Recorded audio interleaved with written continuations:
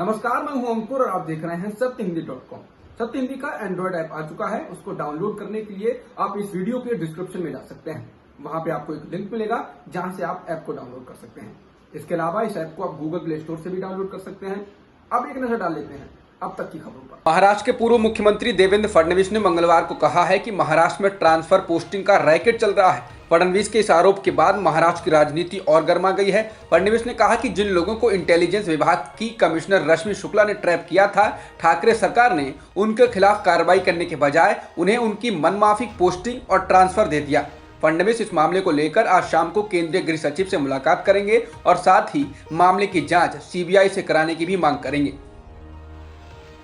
महाराष्ट्र के पूर्व मुख्यमंत्री देवेंद्र फडणवीस ने दावा किया कि शरद पवार को गलत जानकारी दी गई और गृह मंत्री कोरोना संक्रमित होने के बावजूद क्वारंटीन नहीं हुए थे। फडणवीस ने कहा कि शरद पवार ने कहा था कि परमवीर सिंह ने गलत आरोप लगाए थे क्योंकि अनिल देशमुख नागपुर में थे।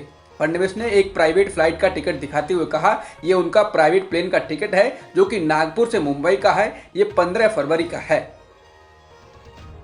महाराष्ट्र के गृह मंत्री अनिल देशमुख ने सचिन वाजे के साथ मुलाकात को लेकर एक वीडियो जारी कर सफाई दी है। उन्होंने कहा है कि उनको 5 फरवरी को कोरोना हुआ था, जिसके बाद वो 5 फरवरी से 15 फरवरी तक हॉस्पिटल में थे। वहीं पत्रकारों के साथ प्रेस कॉन्फ्रेंस को लेकर उन्होंने कहा कि जब वो 15 फरवरी को अस्पताल से डिस्चार्ज हुए थे, उसी वक्त अस्पताल के गेट के बाहर पत्रकार उनसे सवाल पूछना चाह रहे थे, तो उन्होंने उसी वक्त पत्रकारों के सवाल के जवाब दिए थे और 15 फरवरी को वो नागपुर से प्राइवेट फ्लाइट के जरिए मुंबई पहुंचे और डॉक्टरों की सलाह के अनुसार 27 फरवरी तक घर में क्वारंटीन रहे। पहली बार वो घर से बाहर 28 फरवरी को निकले थे। बीजेपी ने असम चुनाव के लिए अपने घोषणा पत्र का ऐलान कर दिया है, जिसमें एनआरसी लागू करने, असम को बाढ़ मुक्त बनाने, उद्योगों को बढ़ावा देने जैसे वादे किए गए हैं। हालांकि इस घोषणा पत्र में सीएए यानी विवादित नागरिकता कानून का कोई जिक्र नहीं किया गया है। वहीं जब बीजेपी अध्यक्ष जेपी नड्डा से इसको लेकर सवाल पूछा गया तो उन्होंने कहा कि सीएए को संसद ने पारित किया है और इसे लागू किया जाएगा। नड्डा ने कहा कि असम की सुरक्षा के लिए एनआरसी को लागू करेंगे और घुसपैठियों को बाहर करेंगे। इसके साथ ही नड्डा ने जो घोषणा पत्र जारी किया है उसमें असम के युवाओं को सरकारी क्षेत्र में 2 लाख और निजी क्षेत्र में 8 लाख नौकरियां देने का वादा किया गया है। तमिलनाडु में चुनाव के मद्देनजर बीजेपी ने अपना घोषणा पत्र जारी कर दिया, जिसके तहत राज्य में 50 लाख नई नौकरियां पैदा करने के अलावा कक्षा 8वीं और 9वीं के स्कूली छात्रों को मुफ्त टैबलेट, किसानों की तरह ही मछुआरों को भी हर साल 6,000 रुपए की आर्थिक सहायता देने जैसे वादे किए गए हैं। इसके अलावा बीजेपी ने कहा है कि वो सरकार बनते ही राज्य में धर्मांतरण विरोधी कानून लेकर आएगी, जिससे जबरन या बहला फुसलाकर कराए गए धर्मांतरण को आपराधिक बनाया जा सके। इसके अलावा बीजेपी ने गोहत्या को रोकने के लिए भी कानून लाने का वादा किया है। पंजाब के मुख्यमंत्री अमरिंदर सिंह ने एक्सप्रेस अड्डा में बोलते हुए उनके राजनीतिक भविष्य को लेकर चल रही अटकलों को समाप्त करते हुए कहा कि वे पंजाब को औद्योगिक और कृषि संबंधी बदहाली से बाहर निकालने के लिए अगला चुनाव लड़ने जा रहे हैं। कैप्टन ने कहा कि उन्होंने अपने राज्य के साथ रहने के लिए 2 बार संसद से इस्तीफा दिया है। उन्होंने कहा यह उनका फर्ज है कि वो लोगों की मदद करें।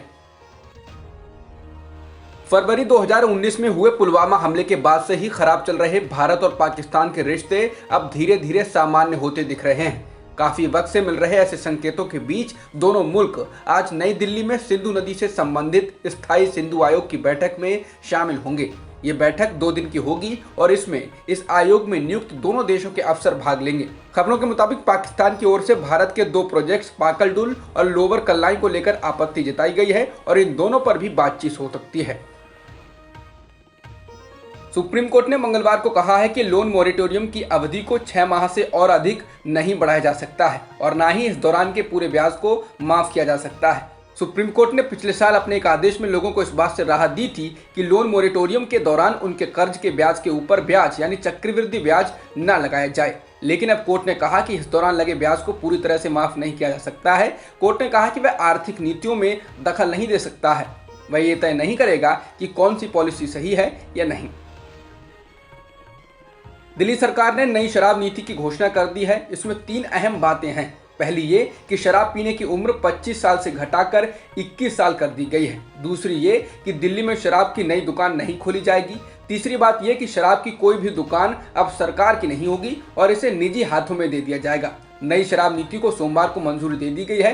उप मुख्यमंत्री मनीष सिसोदिया ने नई शराब नीति की घोषणा करते हुए ये भी बताया कि 2016 से अब तक एक भी शराब की नई सरकारी दुकान दिल्ली में नहीं खोली गई है।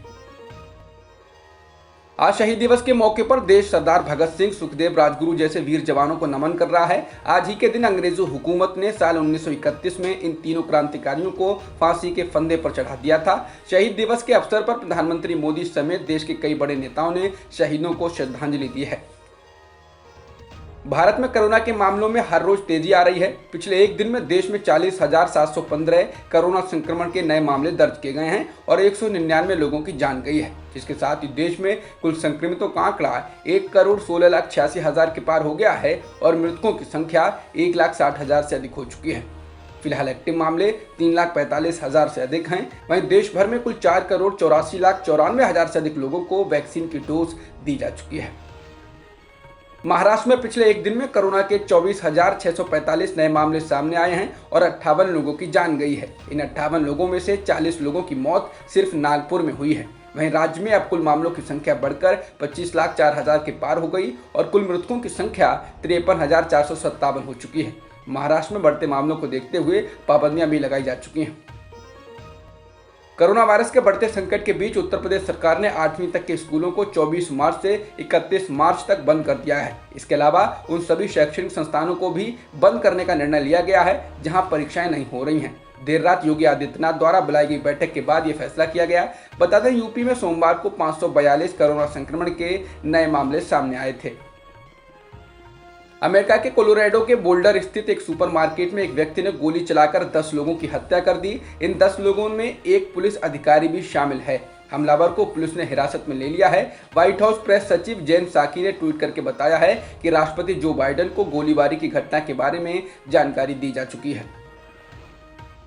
भारत और इंग्लैंड के बीच आज 3 एकदिवसीय मैचों की सीरीज की शुरुआत हो रही है। सीरीज का पहला मैच आज पुणे के महाराष्ट्र क्रिकेट एसोसिएशन स्टेडियम में खेला जा रहा है। इसमें इंग्लैंड ने टॉस जीतकर पहले गेंदबाजी करने का फैसला किया है।